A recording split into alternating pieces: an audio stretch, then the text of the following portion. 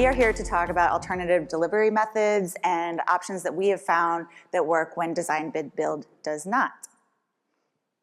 So I'm Mike Wilson, the Assistant Vice President for Capital Programs Utility Services for the University of Illinois system, and we'll kind of talk about our structure a little bit here later. I've been with the university system just over 3 years, but before that it was 15 years in budgeting and construction with the state of Illinois.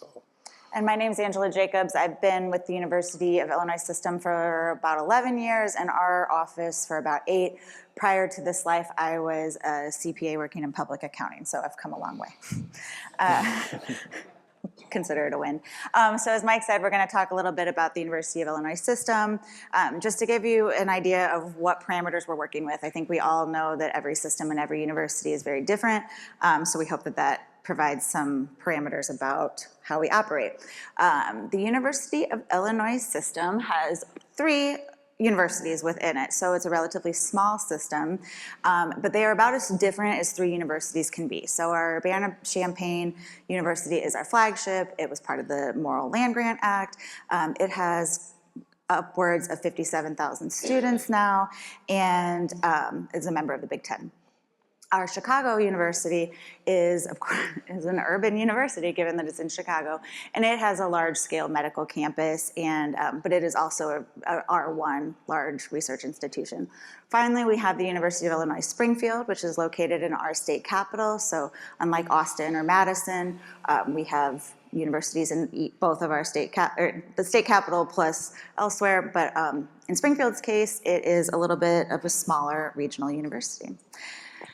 We are structured such that each university has quite a bit of autonomy. They deliver their own capital for the most part, but we work in the system office to provide parameters for that, as well as policy. We also are the conduit between our universities and the Board of Trustees, as well as any state of Illinois requirements that we have. As you can see here, each university reports up through the University of Illinois president, and each chancellor at each university is a vice president of the system. And then ultimately, everything lies with the Board of Trustees that our governor appoints. So our system offices, like I said, we don't, we have some functions that are centralized, but not all. We, things like payables, payroll, and legal, things like that are centralized. Otherwise, again, the universities have a bunch of autonomy. Mike's gonna talk now about our office specifically. Okay. And there we go. And the difference between us and our universities. Right, so we just talked about our universities. Each one has a capital delivery arm to it. They're separate generally from their procurement agency. They're generally combined with their facilities and groundskeepers, but they'll deliver large-scale capital. Projects are initiated there. They're responsible for collecting all the funding. Generally except for state funding, if it's tuition or donor funds or anything like that. And then they'll provide project management on the campus, day-to-day, architectural selections, bid management. Generally, they're handling those. What our office does is we set up policy oversight. We oversee their procurement, we oversee their architect selections and their bids, make sure they're in compliance with all our regulations, and we're a highly regulated environment, being a public university, regulated not only by our board, but also the state. And so we also provide the software and system, project management systems in our office, and then generally projects over $2.5 million, we need to approve because our board needs to approve it, And so just kind of a little bit about what our Board of Trustees does for our capital projects over $5 million. All of them need to be approved by the board, architect and engineering contracts over $1 million. They're responsible for approving any design on our campus, exterior, not necessarily internal renovations, but anything new or changing what we're doing on our campus. And then they'll also approve construction contracts over $2.5 million. So, and then other unit functions in our office. I think I kind of talked about these, but it's the AE selections, contract review and approval, master planning will lead that effort. I know we talked about that a little bit this morning. And then our software systems and generally project and financial management. So generally our traditional delivery method is a design, bid, build, and in Illinois we like to be even more special, and we'll bid those in a multiple prime atmosphere, which means our electrical contract, our plumbing contract, our general contract. Generally, those will all be separate. There'll be 5 different contracts, and we'll manage them all. We try to bundle them, but generally, we're responsible for it all. We say what it's best for, but it's kind of the method that we have to go with. But this past January, we got new legislation that allowed us to combine all our contracts into one.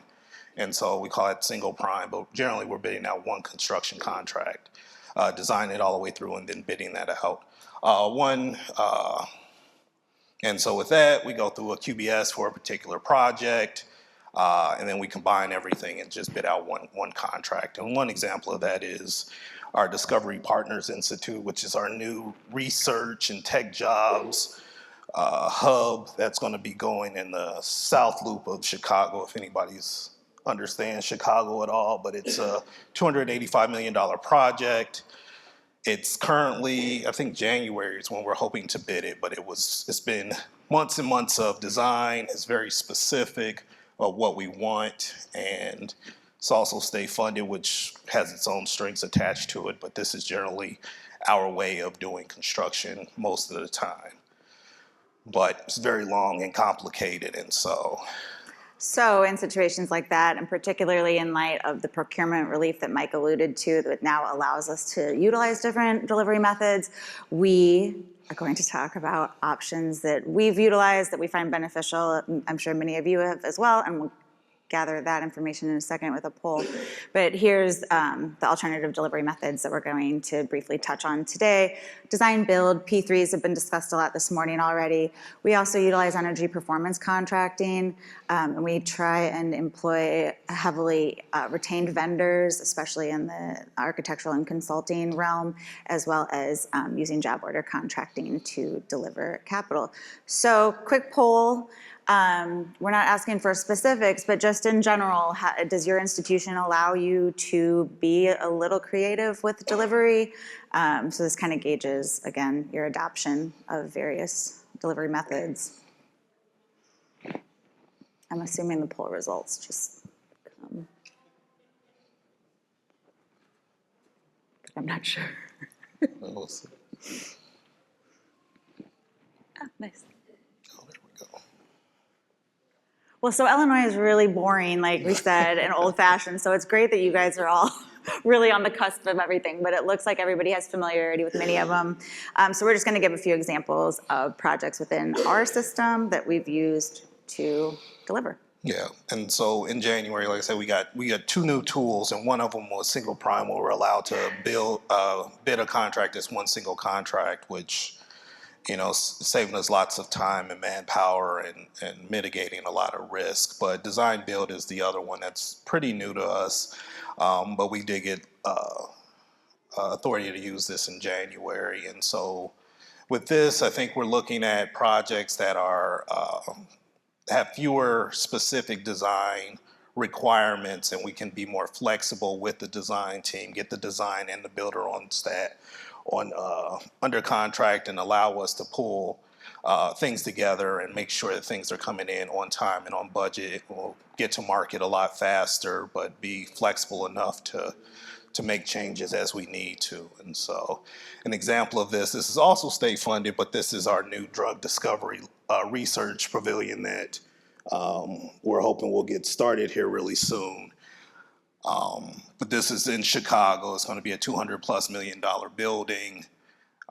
There's research, there's learning, there's lots of labs and offices, and so we're really looking to once we're given the permission from the governor to go forward, we're going to engage a design builder and get started, and hopefully we'll be able to deliver that a lot faster than we can with design, bid, build.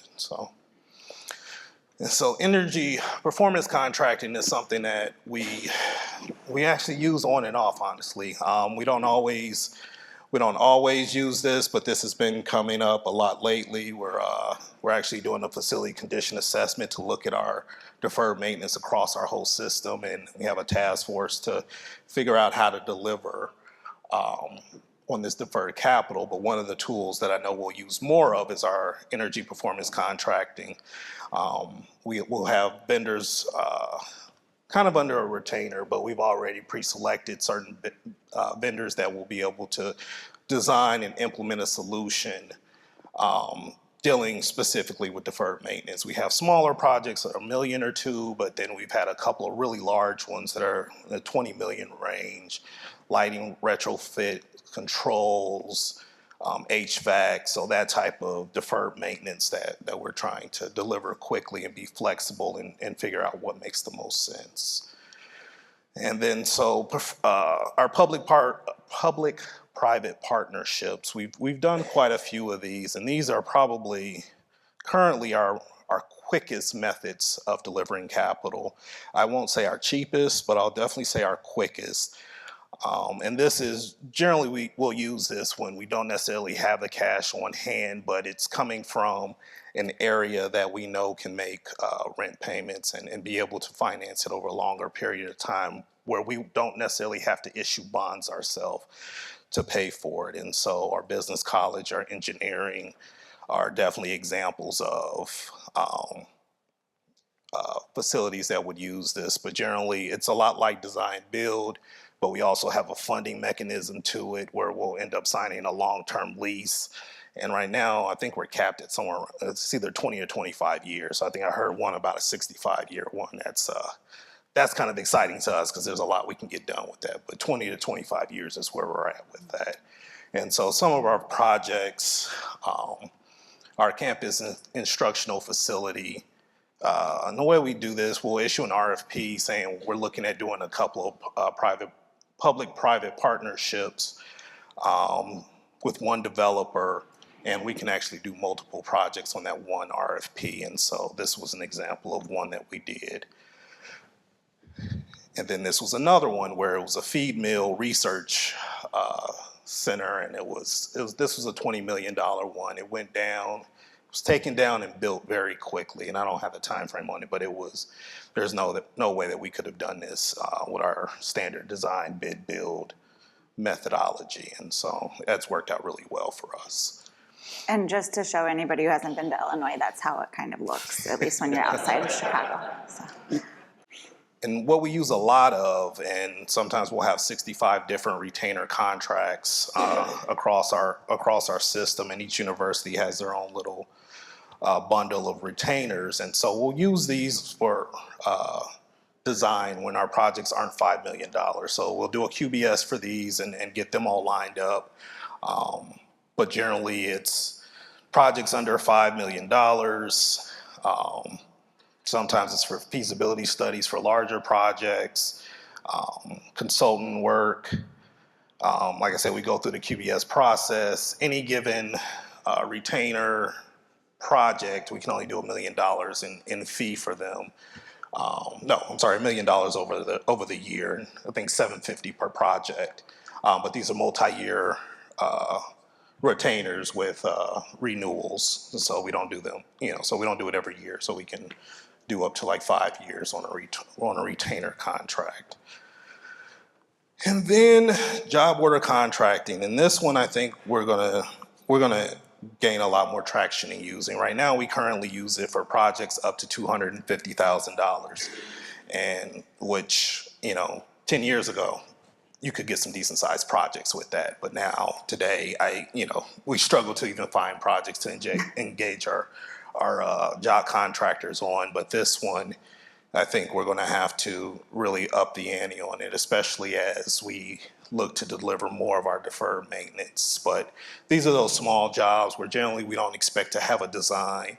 We just want to talk to a job contractor, get them involved early, figure out what it's going to cost. We have a book that gives us their rates, and this is probably this is the fastest we can deliver on projects, and so it's a useful tool, but we need to use it more, and we need to up what we can do with it. So that's kind of the U of I system overall. Like I said, we're in a highly regulated environment, and so these are the tools we have at our disposal. There are other ones we're researching, like CM at Risk.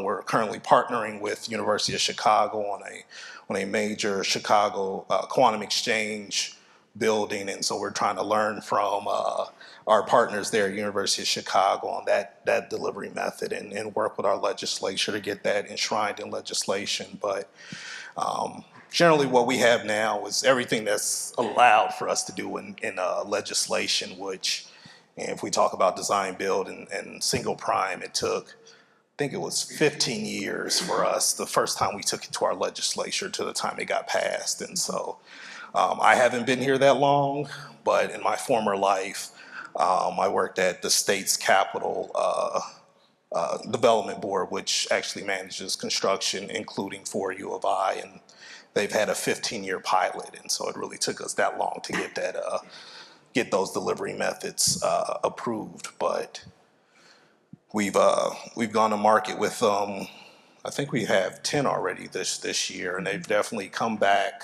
I think generally it's been the second time that we bid the project. The first time we bid it with our multiple prime delivery method, results did not come in well. And so when we went back as a single prime, they definitely came back much more favorable. And so really what I would kind of leave you with is there's no one delivery method that's best for every project. And so it's really important to have tools in your toolbox that you can, deliver each project, whatever it is, and be effective at it. And there's just no silver bullet that'll, deliver every project effectively. So, all right. We've got 3 minutes left if anybody wants to ask any questions. All right, let me bring you the microphone.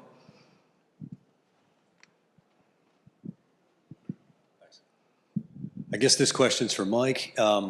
You mentioned that energy savings performance contracts from $1 million to $20 million. Was the $1 million ESPC done as a phase of an existing, or was that a new, completely? Yeah, so it was a new standalone project. It was in one building. I think it was just control upgrades maybe, but we have several small projects and then a couple of very large ones where they can be multi-building or a major renovation to a building. And so there's no kind of set how these things have to go. And sometimes we'll break apart projects into various phases just for ease of delivery. Our board meets every 2 months, and if we have to take every contract to our board, that adds time. And so it's one of the things we're working on is raising our thresholds on things, but individual projects. On that same topic, do you have any payback criteria, or does it depend on a project-by-project basis? 25 years for our EPC projects for a payback. So.